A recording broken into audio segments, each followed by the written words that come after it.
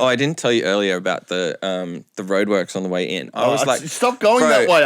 Honestly, bro, keeps going it's that way. so bad. I was sitting there for ages, and this guy was just standing there leaning on this sign. Yeah, like, this is with blonde hair. Don't say that word. I'm talking about myself. No,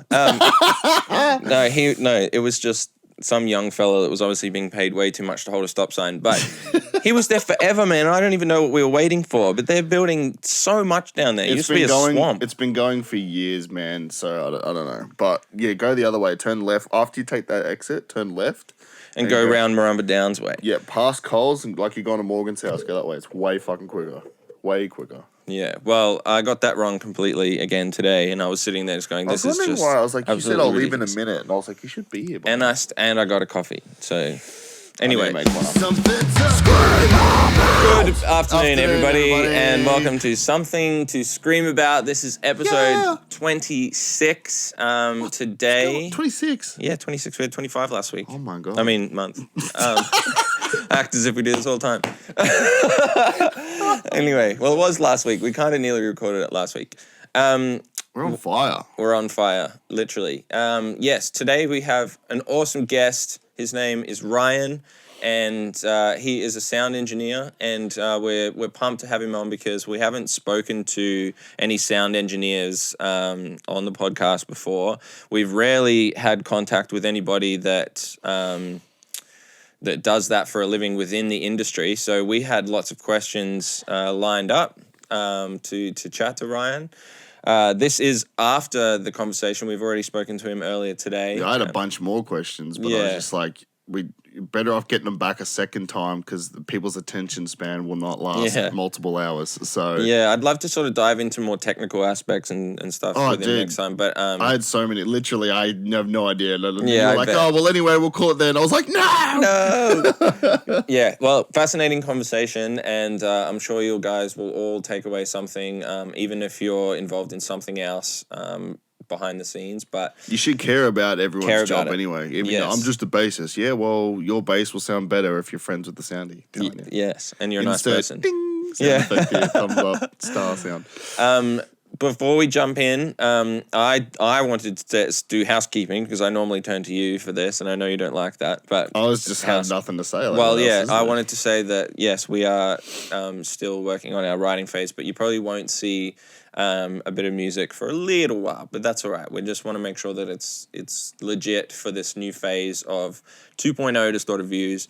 But a little while to us is still very fast compared to how. Yeah, a little while doesn't mean 2 years' time. It's probably a couple months. Yeah, but in the meantime, go listen to what we do have out and run it up.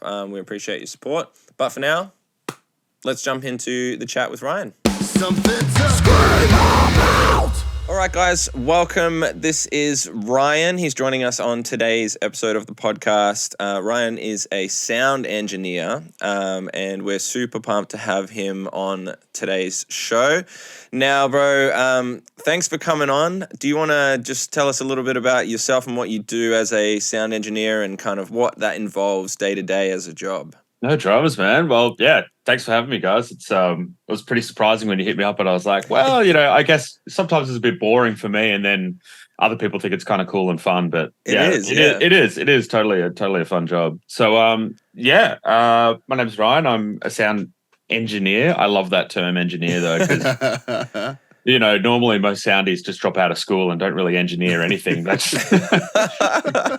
kind of just turn things up or down, and that's about it. But yeah, I guess the more accepted term is sound engineer. So I work primarily in live music. I do everything from mix house shows, tour with bands, tour management, production management, help develop live shows, execute them. Basically, the guy that tries his best to make sure everything goes really, really well, and I'll probably be the first person to get blamed if things don't go so well. It's always the way. That's the job. Yeah, that's exactly the job. That sounds super exciting. Now, like obviously you've got plenty of roles, and it depends on who you're with at the time as to what sort of roles you're undertaking. Yeah. Let's sort of just like break it down into sort of different parts of what you do and then sort of maybe run through each one. So I've seen that you sort of do a couple of bands regularly. Is that right? At sort of regular spots like residencies and things like that, as well as touring stuff. So, so tell me a little bit about the difference between a sort of house show, like a resident, someone that's coming in every week or every month or whatever it might be, versus like, say, touring with somebody. Are you comfortable in the venue and the setup that you have already pre-made for the same band that comes in every week, and you know exactly kind of what to set up and where to go front of house wise? And then you got to try and adapt to venues on the road and try and bring in your setup towards what they've got in the venue. It's funny that you mentioned residencies. Like, I actually don't see many band residencies in venues anymore. Like, I don't know if it's because I just don't really see it myself and I'm just oblivious to it, or if it even just happens. Like, I don't even see residencies kind of promoted. I haven't experienced a lot of residencies recently for me. Like, I'm still the production manager of the venue in Melbourne called Scoble. And I guess if you're talking about in terms of being a sound engineer, being a resident sound engineer or something like that, I guess if you're, constantly in a house scenario, you're right. It's easy. You kind of set up all your lines according to what the band has sent, saying that's what they need. And you set up the venue to make sure that it's comfortable and easy and quick for them. But the difference between doing something like that and doing something that's consistently with the one band and touring on the road, it's like remember when you're a kid and you've got those little boxes with all the shapes in it, and you've got your dedicated shapes, you've got to fit them into the right holes. It's kind of what it is. Like, you've got this one ultra weird specific dodecahedron of a band, and then you're touring to this venue, and this venue's got this other weird different hole kind of shape, and you've got to find a way to make sure that shape fits within there and you can make it work. Because, obviously at the end of the day, it's people's experiences that you're messing around with if you fuck it up. Can I swear? I can swear, right? Bro. Yes, of course. Bro, you got do your research on me, bro. You'll know real quick.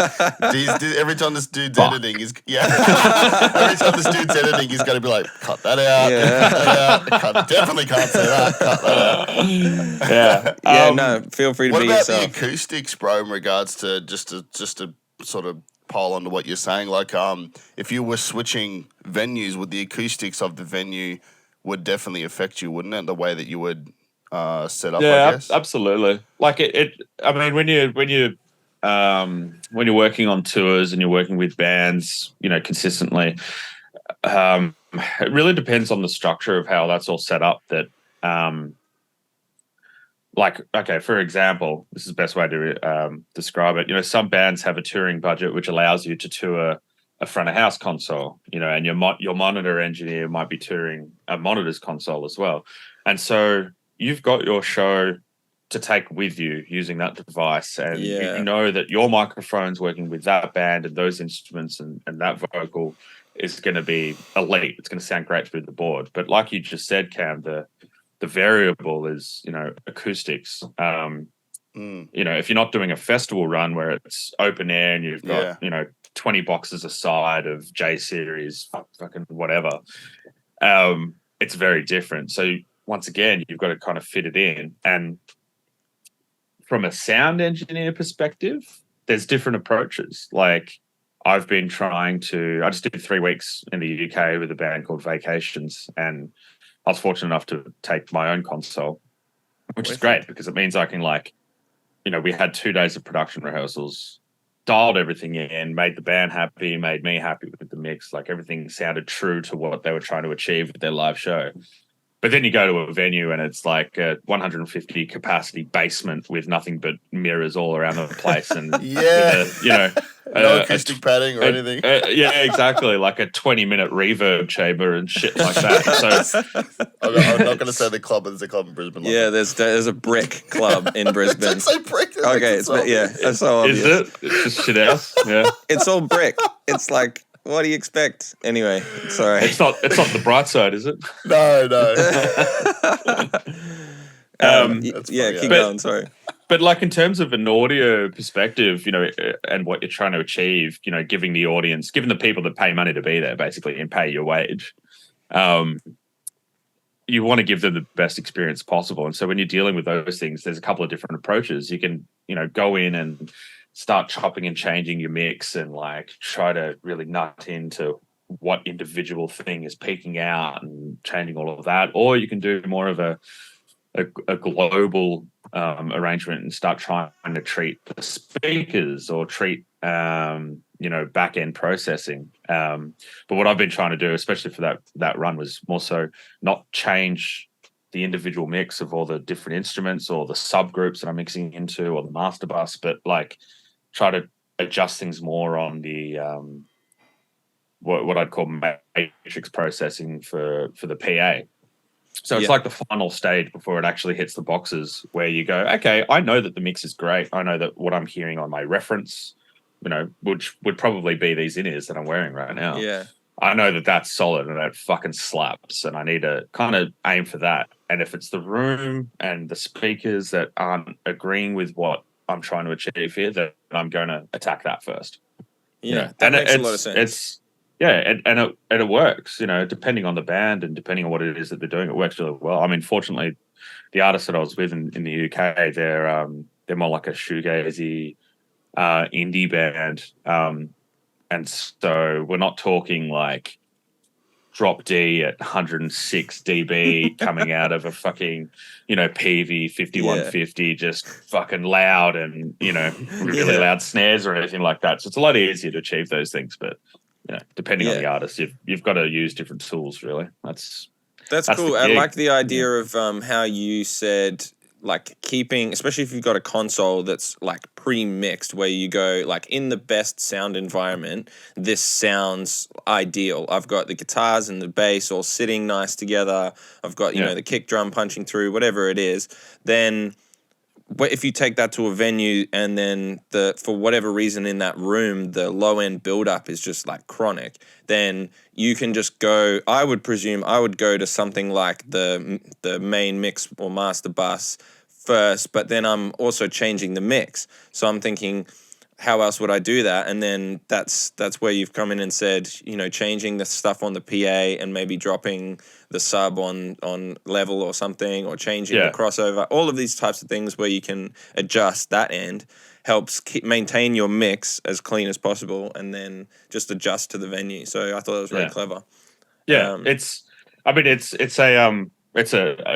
known tactic. I was watching a video with a guy called Dave Ratt, who was Red Hot Chili Peppers front of house engineer for years, and he's kind of a guru in different ways of thinking of mixing live bands and stuff like that. And it was a video that that he put out that was talking about what I just talked to you guys about, and I tried to apply that, because beforehand I was doing something a bit different in trying to address shit venues. But he was obviously working just all on analog, and so it's a completely different mindset. But the flip side of that is, I was fortunate on that tour. Like, there was budget to be able to take my own console out and have everything pre-done and just walk into a venue, plug it in, and be like, yeah, it works. I would love that. But if we ever did tour, that sounds so sounds great, because we could just have it exactly how we want it. Especially because we got so many synths and stuff and backing track stuff that we do. So it just seems like a pain to mix that every time for like the soundy. Totally, Especially when you're not your soundy. Yeah, well, exactly. I mean, that's the flip side as well. Like, sometimes you're working on tours where logistically you can't take a console, or a budget won't allow you to hire a console for the tour, and so you've got to walk in and use house consoles every time. And yes, we live in the digital age, so it's kind of really lucky that we can make a show file on a digital console, save it to USB, and then drop it upload into a different venue that happens to have that same console, and you can use that, and that's really great. Sometimes it doesn't work out like that, and so sometimes you've got to look down the barrel of the potential to be doing a 10-minute sound check where you know that everything is solid. You've got everything saved in your mix. It's going to be great. All you've got to do is make some adjustments for the room. Or you're going to be there for 2 hours trying to figure out why the kick drum sounds like shit. Yeah.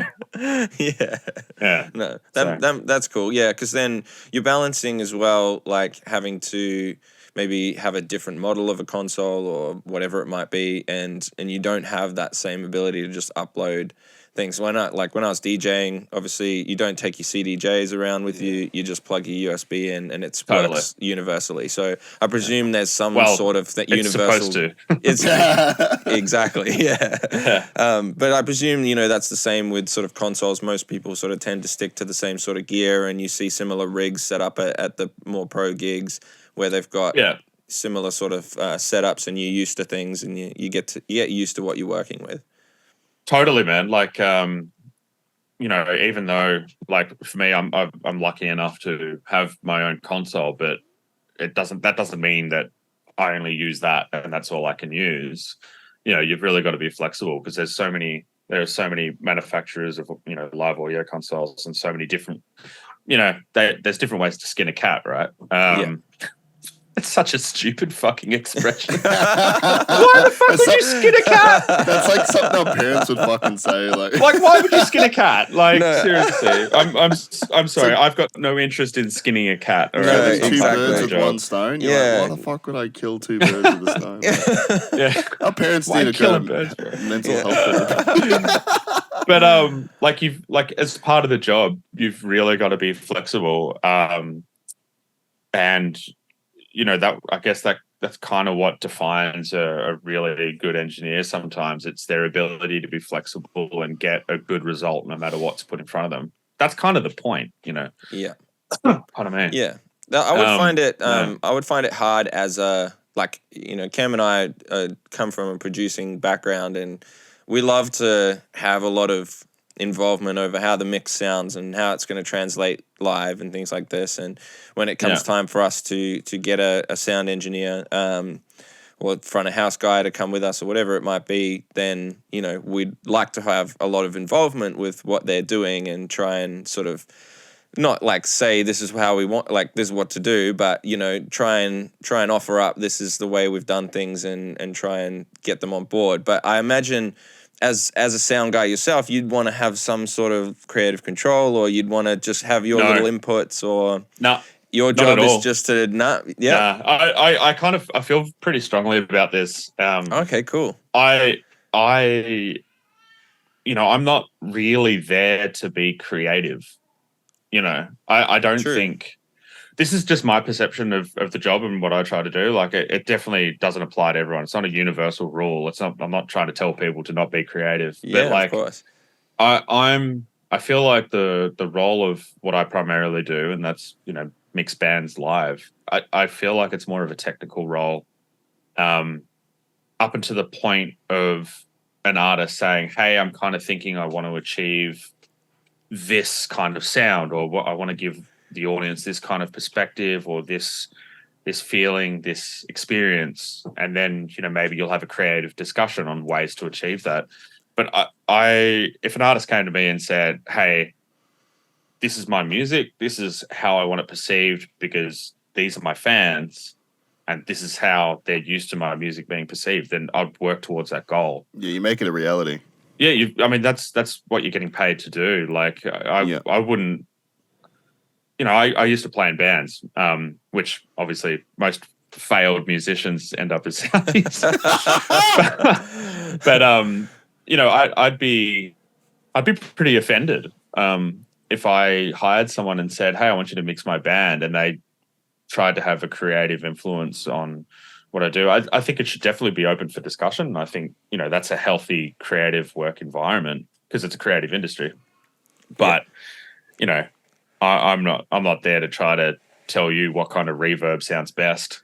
Yeah, totally. I totally agree with that. I think more so like where we sort of we might see a band come in, and then you might think, oh, might be nice with a little bit of this or a little bit of that, but it's not your place to say so. So I think, like you said, when the band comes and sort of offers up your your opinion and says, hey, like, we value what you do and what you think professionally about how to achieve something or what you think might sound best, and that's where you can step in and have a little bit of that of your own opinion and creativity. Yeah, Does that totally, kind of sound about right? 100%. Yeah, sweet. Yeah, absolutely. Yeah. Cool. Well, then what about when you think is the right time for a band to sort of employ someone like yourself to come on tour with them? I understand that it would be. I've asked this question before in a different context, but it's more so obviously very dependent on the band, where they're at, budgets, etc., etc. But sort of in terms of a need for someone to come in and operate all of the sound stuff, when do you think is the best time? Man, that's a really hard question. Because I kind of see it from a couple of different perspectives. Because,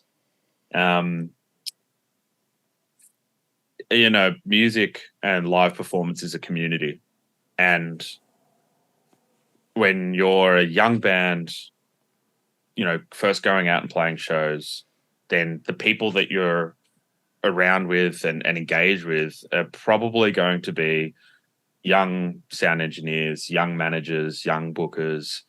And I think it's important for no one to really, try to jump the gun too hard. And everyone kind of comes up together. Like, I've, when I was working just really shitty house gigs at really shitty venues with really shit equipment, I remember mixing a band there, and we were all, kind of young, just doing the thing and having fun about it. And that band is now touring internationally. I'm touring internationally. Like, you all grow up together. So I think it's important to kind of respect that, I guess, a bit as well. But, some artists are like, we've got a very serious project here. We're very passionate about our art and we want it represented the best way. And then they're happy to, spend the money to get someone that's really experienced. Right. Subjective. So, yeah, it's totally like, I think people. Yeah, I don't know, man. That's a really hard question for me. It is, yeah. It's true. Yeah, it's aimed to sort of like, get us to have a think, because like you said, you don't want to be a band that's like, all right, we need to have everyone, we need a tour manager, we need this, and like, you're you're at the pub, like, dude, that's not your ticket to the next level, so trust to speak. me, like looking after a place like Stay Gold, I fucking see it all the time, man. And it's and you see bands, like I sound so bitter. I sound like a bitter old sound guy when I say this. I'm already holding back so many things. Oh, dude, like you see bands roll in and they spend thousands of dollars on like, extra lighting, a hectic sound guy with their own console, bringing in all this stuff, and a lighting tech and all this fucking merch and wild ideas that looks sick and looks great on Instagram and TikTok. Fuck yeah, yeah. But they sell like 100 tickets, and you're like, I believe in longevity, and I believe in taking the steps to learn and grow and all that kind of stuff. But yeah, that's jumping it. You see people jump the gun. Like, one of my big things at the moment is, there's two things that I have issues with. It's young bands like seeing other touring artists with like their own monitor racks with a digital setup for their own mixer console for ears and stuff like that. And yeah, I completely agree with investing money and time to do things right. But if you don't know what you're fucking doing, take some time to do your research first, because I've seen the bands come through and be like, oh yeah, it's really easy. We've got this set up and make it really easy for you. And then you look at it and like, no, it's not easy. Man, that's a big fucking bowl of spaghetti. Yeah.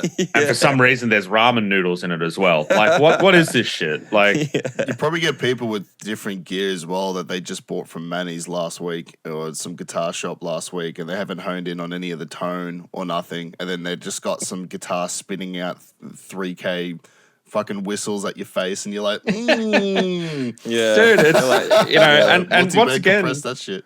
Yeah, and I've done enough house gigs at venues to see so much of that. And, once again, going back to what I said, it's not my place to say, anything about what you're doing creatively, but also, man, you suck.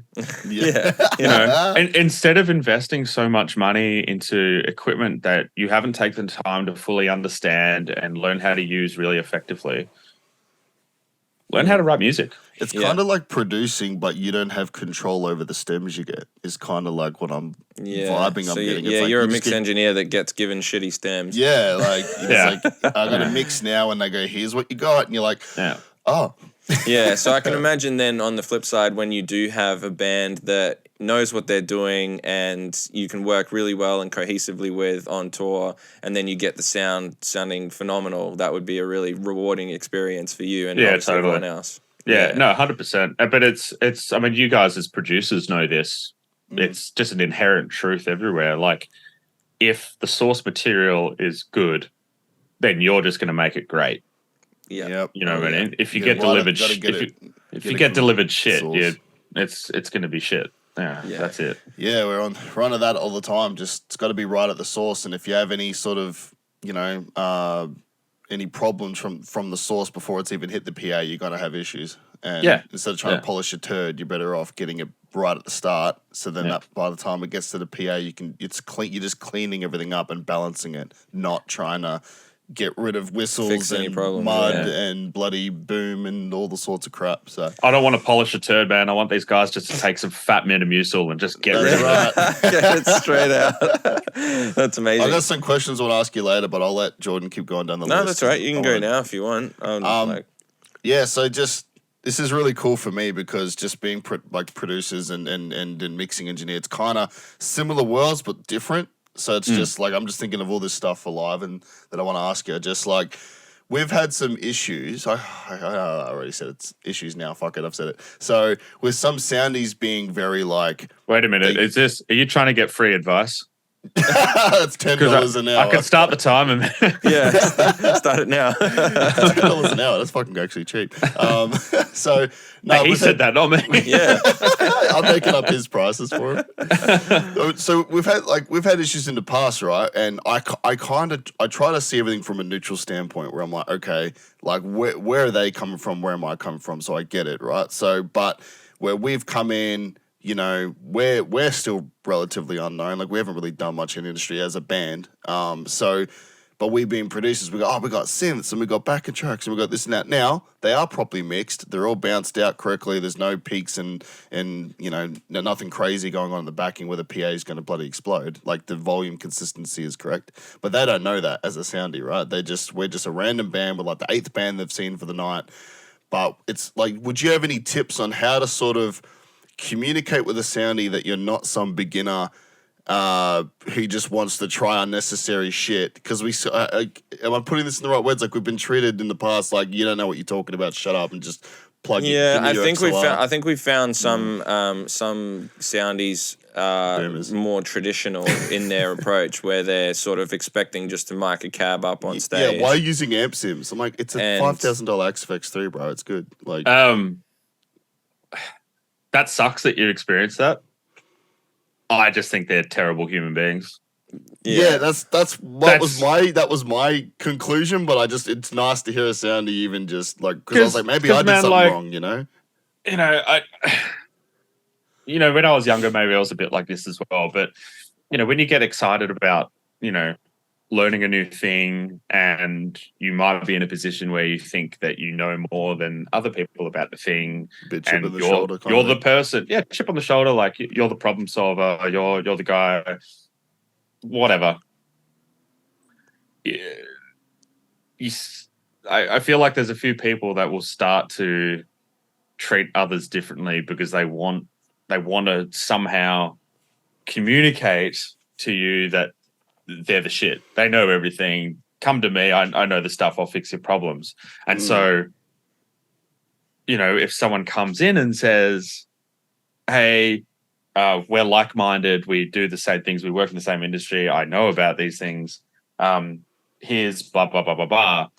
Their first reaction might be to neg it, to kind of be like, it's like a competition. Whatever. I could do this. I'm a person, whatever. Yeah. Like, and it really sucks. Like, it's damaging because, I'm happy to admit it. There's Instagram pages dedicated to like the joke that, Soundies are old balding males that just, just kind of got shit attitudes. And like, I think thankfully we're kind of getting into that era of that attitude and mindset, just fucking right off and getting in the bin where it belongs. Because you got a lot of younger blokes coming through too that maybe with the technology that they've personally grown up in, they're more open to the idea of digital stuff and assistance with backing tracks and stuff. Like old school people were probably like, it's just a guitar and a cab and a bass and that's it. Like, what's this synths you're talking about? Digital stuff and synths have been around from like, since the 70s. So it's like, why are they so like even it? earlier? So if you're not with it, then you should probably retire. Like, you know what I mean? Like, man. And like I said before about music being in a community, like you realize this so quickly when you start doing more tours and even internationally. Like the amount of times I've had conversations with people in environments, geographically where you think there's no way that no others people, and you're like, oh yeah, friends with this person, know this person, blah blah blah. It is a community, so the people that you've had those experiences with, it sounds like a bit of a trope, I guess, but they're just bitter because they're going to be stuck right there in that venue where they're working at. You know what I mean? Like if you. It costs nothing to be a good person, and that's right. And they're the people you're going to end up gravitating towards, the good people rather than those people. Your reputation will precede you, and you'll get that if you become. That's we talk about trying to make sure that we're nice people in the industry and respect the people that we're working with, and try and we just want people that are like-minded and excited about music and putting on great shows. That's what it comes down to. Like that's what it comes down to, because I'm not blind to the fact that I'm not the artist. Like my name's not on the fucking poster. I'm there to facilitate a good time. Like I'm so sick of rock star engineers get in the trash, man. And like why, especially if you're a house, if you're a venue sound engineer, right? Let's say you're in a position where you only look after one venue, you look after the bands that come through there. If you don't want to be doing that, because for a lot of people, that's a stepping stone. It was a stepping stone for me. I was a venue sound guy for such a long time. But that was a stepping stone for me to be able to work with a band and they go, hey, you're kind of cool. Like, do you want to come and hang out and go on the road with us and stuff like that? Because it doesn't take much to be able to mix a show. Like, no, you're not a fucking wizard because you know how to turn things up or down as required. Like, it's not, you're going to get hired if you're a good person and if you can travel and adapt and problem solve on your feet. And if you're good at what you do, and more importantly, you're a good person, you'll break out of just being, if that's what you want to do, by the way, there's nothing wrong with just being in a venue, because some people for like family circumstances, they look after a venue and they're happy to do that. But you'll come across those people that are just stoked to be there because it is a privilege to be able to make a living by hanging around with people that are more talented than you. It is an absolute privilege. And if you're lucky enough to get paid to jump on a plane and go mix a band in fucking Berlin, then you're a lucky person. Yes. Yeah. That's very true, man. Talking about that, in a way, like obviously these kinds of jobs that are behind the scenes don't get spoken about as much, but they are just as important to putting on a show. So in terms of like your experience with touring and working for specific bands, how do you get paid from these guys? In terms of like, do they work it out on a per show basis? Are they giving you sort of a flat rate for the whole tour, or are they working on a percentage of how well the tour does? Yes. All of the above. All of the above. Yeah. So it really depends. Like it's kind of circumstantial. Like for example, I do a couple of fill-in gigs with some artists where they've got their usual engineers, and then I might be B team, for example. Like, our usual person can't do it. Are you available to fill in? No worries. There's a day rate, set day rate, X amount of dollars, plus per DMs. There might be a percentage of your day rate that's paid for a travel day, for example. So let's say, for example, there's 2 days of shows, a Saturday and Sunday, and I live in Melbourne, and it's out in Cairns. I don't know. Yeah. So there might be 1 day of travel on a Friday, travel day. Saturday's a show day. That's a show day rate. Sunday, show day rate. Fly back on the Monday. Different people will have, I guess, different ways that they structure their fees. And that's an engagement that you have with management. Hey, what's your day rate for this? Send me a quote, blah, blah, blah. And you'll send a quote and you'll be like, this is how much I'm charging at the moment. This is what PDs should look like, and we can negotiate, blah, blah, blah. But it's a negotiation because, like, when you're effectively working for yourself as a freelancer. But like you said before, the other thing is there might be, let's say there's a tour that you're on for a month, and you're traveling around. That would be a conversation of with management about PD. So your per day, you might get paid just a cash allowance, which will keep you fed. Because effectively, if you're at home, sick man, I'll go down to Coles and I'll buy 20 packets of 2-minute noodle, and that'll sustain me. I don't care. Yeah. But when you're on the road, like you're very limited in your choices on what you're going to eat and drink and all that kind of stuff. So you'll get paid a cash amount that's not taxed, hopefully. Yeah. And you'll use that to sustain yourself. Plus, you get paid, and you might negotiate a per show rate, or you might negotiate a per week payment, because from, I guess, management perspective, they're employing you for a whole lot of time, and you've got that work locked in.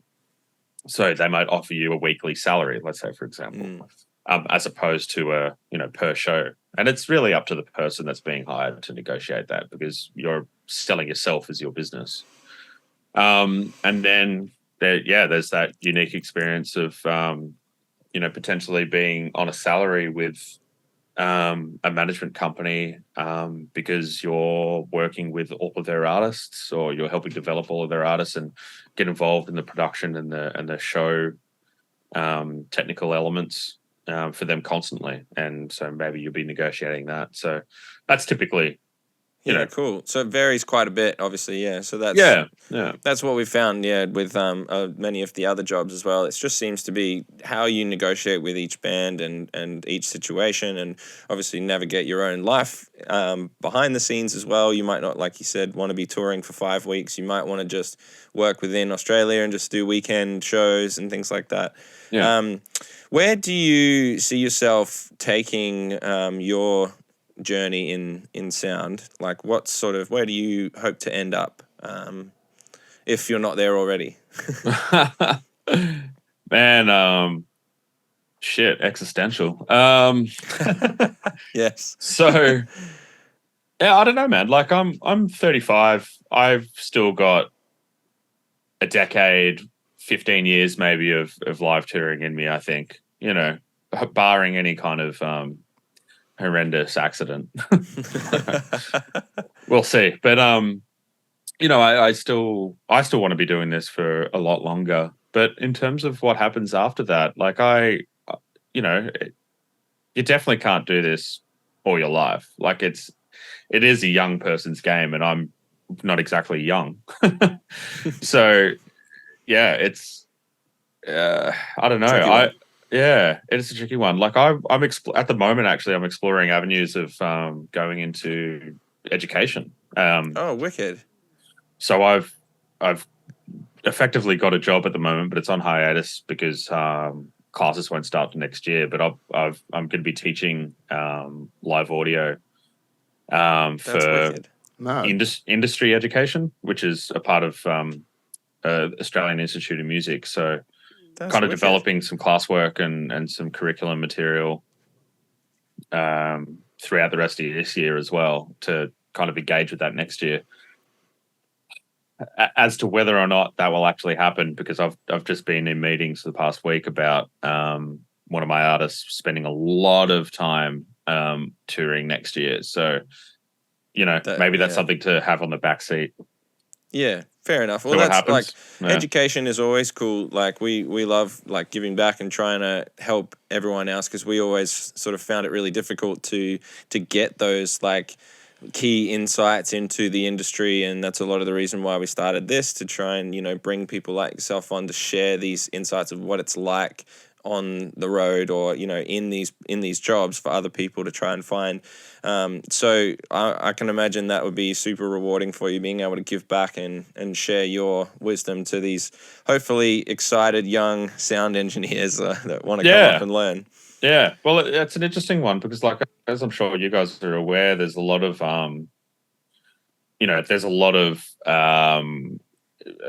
ways to get a formal education in this industry. There's JMC, SAE, Collarts. I'm sure there's others that I don't know about, but I spent a little bit of time going through those courses, and I always knew that I kind of wanted to head more towards live sound, and there wasn't a lot of options.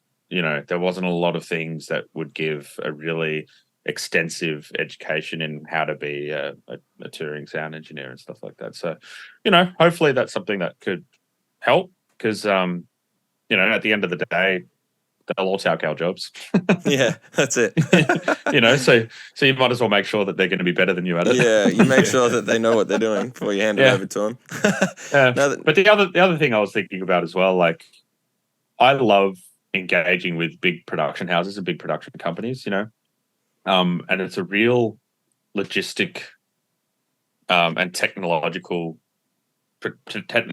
progressive environment. We took big production companies like JPJ or Claire Global and all of those guys. They've got so many staff and so many bits of equipment to send out, and these are the guys that do huge stages and festivals. Yeah. I'd love to work for one of those companies, later on when I'm not running around with artists and having fun, basically. Yeah, no, that's true, because that's like you get to be at the forefront of what's being done at these massive shows around the world and get to experience these new technologies and help show them to the world, I guess, and to all these audiences and give them these brand new experiences.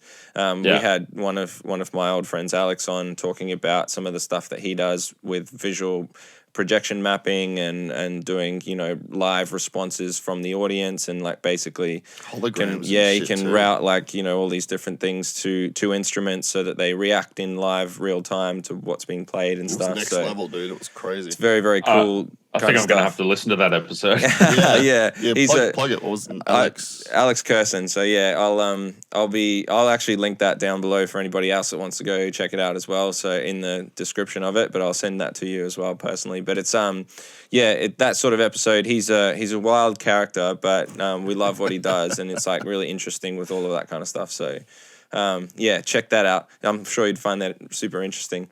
Yeah, absolutely. Yeah, I mean, at the end of the day, we're all just fiends for technology, right? Yeah, that's it. We just want the new gear. If you can get a team around you that's on the same page of giving a shit about the show and really passionate about it, if you get the soundy that's like that, and then the band members are like that, and then the visual guys like that, and the lighting's like that, you're like, oh my god, this show just like, it's like the fans are gonna explode when. That's what I'm all about, dude. I don't want to just go out there and just strum and do a subpar performance, especially if people are paying their hard-earned money in this economy to come to a show. It's like I really want to. Oh, it's an experience. It's not even a show. It's an experience. 100%.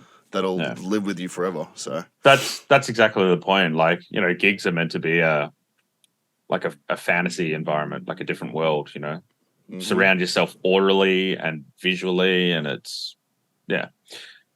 one hell of a drug. That's it, bro. Well, we might wrap that up there, man. I got one more sound for him. One more sound. I got a sound for you. Play the sound. All right, last question. Oh, chaser.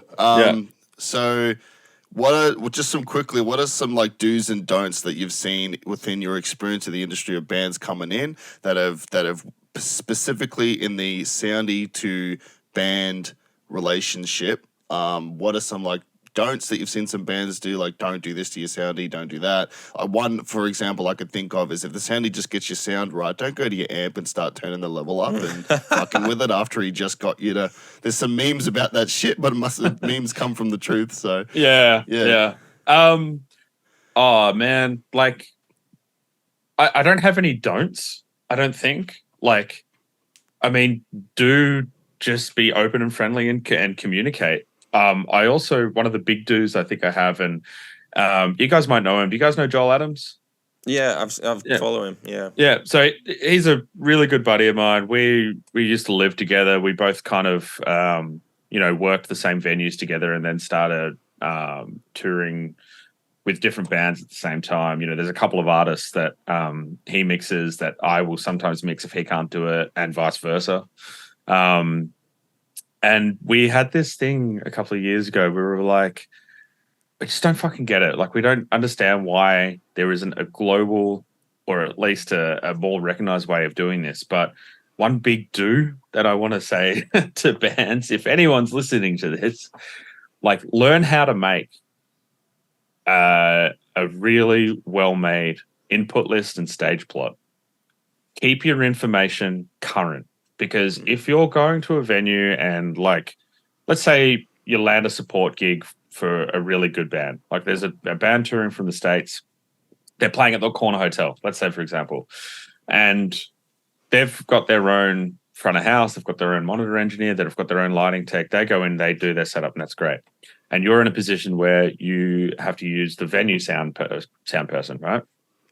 If you don't send to them the accurate input list and stage plot of what you've got, what you're doing, how you're doing it, and where you want to be on stage, then they're kind of left there just to be like, well, I don't know what they've got. And then you might load in and you've got a pile of your equipment, and they're trying to help you because they want to do a good job.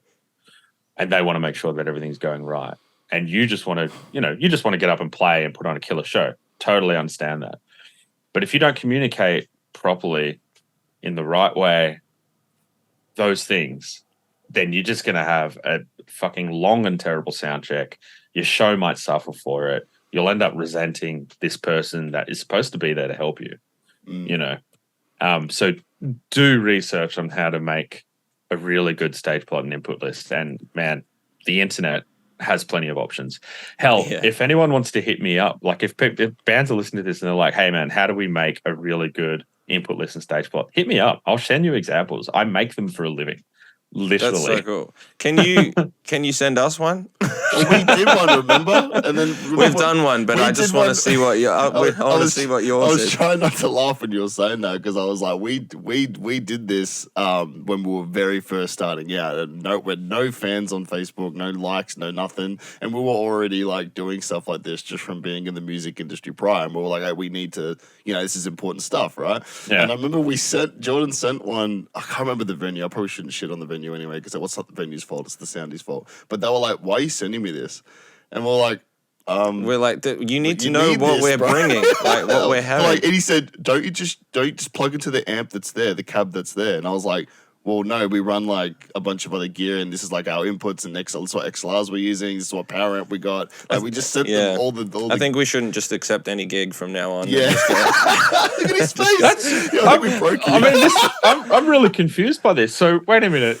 Someone emailed you back to specifically say, why are you telling me what it is that I'll be mixing? Yeah.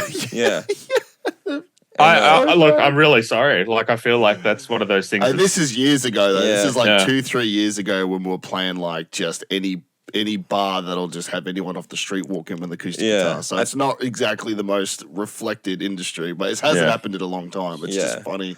Yeah, it is really funny. Yeah, that's exactly right. But I would be keen to see one, but I think everyone should hit you up. Is there somewhere where you think is best for them to hit you up? Would you like to plug anywhere to contact you? Oh God, I don't want to give out my email. There's too many in there. Hit me up on Instagram or Instagram. something. Instagram's Instagram. fine. Ryan makes loud. That's it. Perfect. That's where I found you. So Mastering services. I'll put your link in the description and show notes and stuff. So Cool. yeah, man, thank you so much for your time and your insights. It's Cheers, been guys. super valuable. I feel like we could chat to you for hours and figure out all of this kind of stuff. You're a top bloke. Yeah, you can come on tour with us one day. Yeah. Hell I yeah, love man. it. So, Hell yeah. So yeah, thank you so much again, and hopefully we'll chat to you soon. Cheers, guys. Much appreciated. Thank you. Cool. Thanks, bro. See ya. Something to scream about. Cool. So that was Ryan, everybody. As we said, what a fascinating conversation. What a top bloke. And, I laughed quite a lot during that conversation. I think he was quite funny. So it sounds like somebody that would be awesome to have on tour. I'd work with him on our stuff for sure. Yeah, it's important, man, to have somebody that you get along with and that you like, both in the band environment and in behind the scenes. You're supposed to work with these people. Be around them long periods of time. Yeah, on other countries and like trying to navigate languages and different things with them, cultures and all sorts. Like you want to have top people in your circle. So I think like that was a really big point that I took away. But one thing that he did say that caught my attention about the, fixing when you bring in your console, and then I did mention it in the conversation how you fix it from the behind the scenes, you change the PA and things like this. I can imagine that some, as you might come in and fix all the speakers up and change everything behind the scenes and then make it sound schmick, and then the next band comes in and has absolutely no idea what you've done, and their mix comes in and it's just like all the bass has been taken out of it or something like that. But it shouldn't, because if their mix is perfect as well, it's only the front of house which is adjusting to the venue, so it should be fine. Yeah. But man, that would be hard, adjusting to all these different acoustics and... It's not even just, for me, it's like, you got the acoustics of the room, of the venue, of, the distance, the shape. Is it a narrow venue? Is it a wide? Like all of these things make a difference, as well as some bands come in with more knowledge and some bands come in with less knowledge. So there might be a guy that thinks his bass tone slaps, but in reality, he's just turned the low gain like as high as it goes, and he thinks because it's so bassy. And then the Sandy gets that first pick, and he's like, whoa, okay. Turn that down. Yeah. So it's like there's a lot of jumping around and puzzle pieces. You got to sort of like, that's like what he said, the puzzle piece thing, another thing. It's a good analogy. It is because like, as a problem solver behind the scenes, like we didn't even dive into sort of the other aspects that he does. He said he does a bit of like the tour managing side of things and like stage management and setting. I'm sure he's there setting up cables and running leads and plugging things in like that. He should be getting paid, while the boys in the band are out getting a coffee. Like he's probably already there. Yeah, at the venue setting up stuff. and So he should be getting paid accordingly. Like I can't imagine how many like mic leads he's rolled up and put away and then unrolled and whatever. Talking to all these people in the industry definitely gives me the impression that you do need a team. If you've been playing for a few years, you're over the small venue pub stuff, you've got enough of a following where you can start selling your own tickets, start reaching out to bigger venues to play shows and blah blah blah. You need a team. It's like you definitely do need to expand that people involved. And another thing I've picked up too is that a lot of the people we're getting on talking about this stuff, from photography to front of house to guitar techs to everything, like they all don't just do that. Even Ben was talking about it. He's like, I help load in the gear and unload the gear, and I'm still editing photos when everyone else is drinking after the gig and hanging out. I'm in my laptop editing photos, and it's like, damn, like that's it, bro. Put in work. Yeah, I even remember seeing, like, because there's so many bands doing the big European festival runs at the moment because it's just summer season over there. Jealous as hell, but I'm seeing the photographers and they've got the show that's during the day and they've put it out like an hour later whilst the festival is still on. They're like Download Festival or whatever it is, and the set's already up and they're still at the festival. It's like these guys are just working constantly. They're not there just slacking off. Yeah. And if you've ever like been up close or been on stage and been fortunate enough to go behind the scenes in one of these massive festival gigs and things like that, the behind the scenes setup of cables and like how everything is routed and to the speakers and all of this confusing just jumble. Well, it might not be confusing to these guys, but it's just there's so much going on, and you need to know. And like he said, you need to be giving these guys the setup so they know what to expect, and it's a smooth changeover. You got so many bands. Yeah. It seems like In the rehearsal room, get your input source sorted. Maybe just you don't need to be a producer yourself. If you're just a guitar player or just a vocalist and you want to stay that way, that's great. But just learning about the foundational of how inputs and outputs work and how different cables work and what a DI box is and if you need one or not and just little basic stuff can go a long way with helping your team get the best sound, I guess. So yeah. Yeah, man. Amazing conversation. So I'll link all of those things down below where you can find Ryan, where you can go and hit him up on Instagram. I would definitely reach out to him if you are in need of these kinds of things because he sounds like really open, helpful dude. So jump on that. Otherwise, we'll see you again next month. Thank you very much for listening and watching. See you again soon.